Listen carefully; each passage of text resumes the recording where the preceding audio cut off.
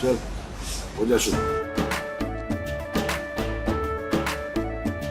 केसरिया से मन जोगी हुआ रे, दिल झूमे देखो पतवारा हुआ रे, दिल झूमे देखो पतवारा हुआ रे। हर पल मनाओ केसरी त्योहार। विमल बोलो जुबान केसरी। नीट कंट्रोवर्सी जो है वो कम होने का, दबने का नाम नहीं ले रही है। इस वक्त जो है सुप्रीम कोर्ट का भी वर्डिक्ट आ चुका है। सुप्रीम कोर्ट ने जो स्टे लगाना था काउंसलिंग पे वो बिल्कुल नहीं लगाया है, और इस वक्त जो है जो रीटेस्ट होने की बात है और ग्रेस एग्जामिनेशंस के जो नंबर्स मिले थे बच्चों को उसको कैंसिल कर दिया गया है, और बच्चों को दोबारा जून 23 को रीअपेयर होना पड़ेगा। और आज जो डेट है वो जून 13 है। इस वक्त मैं मौजूद हूँ अंजलि के घर पे। अंजलि ने नीट एग्ज़ाम जो मई 5 को हुआ था और जिसका रिजल्ट जून 4 को लोकसभा इलेक्शंस के दिन आया था, उसमें अंजलि ने 720 में से 720 अंक प्राप्त किए थे। और वो 6 जो टॉपर्स, ऐसे टॉपर्स हैं जो कि हरदयाल पब्लिक स्कूल में थे, उनमें से एक अंजलि। उनसे जानने की कोशिश करते हैं कि जो वर्डिक्ट अभी आया है कि दोबारा जो है वो एग्जामिनेशन होगा, जिन लोगों को ग्रेस मार्क्स दिया गया था, जिन बच्चों को, आपका क्या रिएक्शन है इस पर? सर मैं ये कहना चाहूँगी कि जो रैंक इन्फ्लेशन जो जितना हम जानते हैं वो सिर्फ 1500 बच्चों की वजह से तो आया नहीं है, इससे भी ज़्यादा बच्चों की वजह से है। वो शायद पेपर लीक की वजह से हुआ है। तो सिर्फ 1500 बच्चों का जो नीट कैंसिल करना वो ठीक नहीं है। आई थिंक दोबारा से सबका रीनीट होना चाहिए और प्रॉपर सब कुछ दोबारा से जैसा होना चाहिए था, जैसा पहले बारी में नहीं हो पाया। जो जितनी भी इरेगुलरिटीज़ आई, पेपर डिस्ट्रीब्यूशन में जो भी प्रॉब्लम्स आई, उन सबको ध्यान में रखते हुए सबका दोबारा से नीट होना चाहिए, और तब ये एक फेयर कंडक्ट हो पाएगा। आप कह रही हैं कि आपने एक बड़ा आरोप लगाया कि पेपर लीक भी हुआ। कहाँ हुआ पेपर लीक?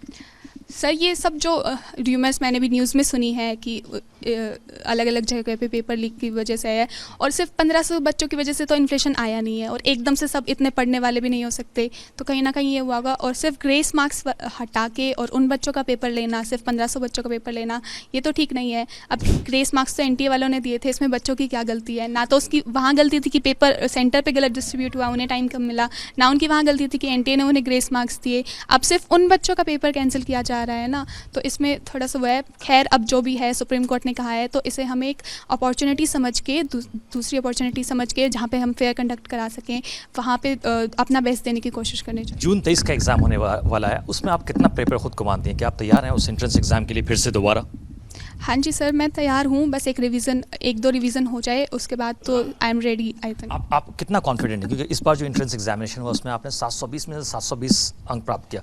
लगता है कि क्योंकि जब आप एंट्रेंस एग्जामिनेशन देते हैं एक डिफरेंट फ्रेम ऑफ वर्क से देते हैं, डिफरेंट फ्रेम ऑफ माइंडसेट से देते हैं, क्या लगता है आप दोबारा उसी आसपास रहेंगी? हाँ सर, मैं उसके आसपास रहने की पूरी कोशिश करूँगी। और हाँ, एक बार ये तो होता है कि थोड़ा सा मनोबल टूट जाता है, दोबारा पेपर देते हैं, तो पर मैं पूरी कोशिश करूँगी उतना ही कॉन्फिडेंस और उतनी ही तैयारी के साथ पेपर देने की। मुझे ये बताएं, जब एंट्रेंस एग्जामिनेशन हुआ वहाँ पे कहा जा रहा है कि हरदयाल स्कूल के अंदर जो एंट्रेंस एग्जामिनेशन है वो देर से हुआ, वहाँ पे 2 क्वेश्चन पेपर्स आए, उसमें क्या सच्चाई है? सर ये सच है, हमें 2 क्वेश्चन पेपर दिए गए थे और किसी को कुछ नहीं पता था कौन सा पेपर करना है। फिर हमने इन्विजिलेटर से पूछा कि मैम इनमें से पेपर कौन सा करना है, तो फिर वो उन्होंने पता किया, तब उनमें से एक पेपर हमसे वापस ले लिया गया और एक पेपर हमें दिया गया था, फिर हमने वो पेपर किया था। इसमें टाइम लॉस हो गया था। आपको बताया गया था कि जो पेपर आप लोगों को दिया गया हरदयाल स्कूल के अंदर दिया गया वो इमरजेंसी का पेपर था, और जो नॉर्मल पेपर था वो आप लोगों को नहीं दिया गया था? ये इस तरह की कुछ बातें बताई गई, कौन सा बुकलेट करना है, कौन सा नहीं करना है? नहीं सर, ऐसा कुछ नहीं बताया था। उन्होंने एक सेट वापस ले लिया और एक हमारे पास छोड़ दिया। वो तो हम जब सेंटर से बाहर आए, पेपर मैच करने लगे, तब हमें पता चला कि हमारा वाला जो सेट है वो तो कहीं पे है ही नहीं। फिर बाद में हमें ये सब पता चला था कि ऐसे ऐसे हो गया। एग्जामिनेशन कितने देर से स्टार्ट हुआ था आपका? बस बहुत टाइम हो गया सर कुछ 20-25 मिनट लेट हो गया था। और ख़त्म कब हुआ, कितने बजे हुआ? वही 5:20 पे।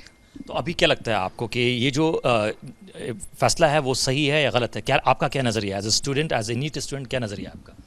सर मैं ये कहना चाहूँगी कि हो सके तो सबका नीट दोबारा कराना चाहिए, क्योंकि ज़्यादातर बच्चे यही री इवैल्यूएशन ऑफ रिजल्ट से ज़्यादा री नीट की डिमांड कर रहे हैं कि री नीट होना चाहिए। मैं भी ये कहना चाहूँगी कि सबका री नीट होना चाहिए, सिर्फ ग्रेस मार्क्स वाले बच्चों का नहीं। तो आप इसमें कहीं ना कहीं एनटीए को रिस्पॉन्सिबल मानती हैं? नेशनल टेस्टिंग एजेंसी जो है एनटीए, क्या आप उसको रिस्पॉन्सिबल मानती हैं कि उसकी लापरवाही की वजह से कहीं ना कहीं ये हुआ है? हाँ जी सर, उसकी केयरलेसनेस थी कि हमारे सेंटर पे गलत डिस्ट्रीब्यूशन हुआ, और भी काफ़ी सेंटर्स पे ऐसा हुआ, वहाँ पे अच्छे से पेपर डिस्ट्रीब्यूट नहीं हो पाया।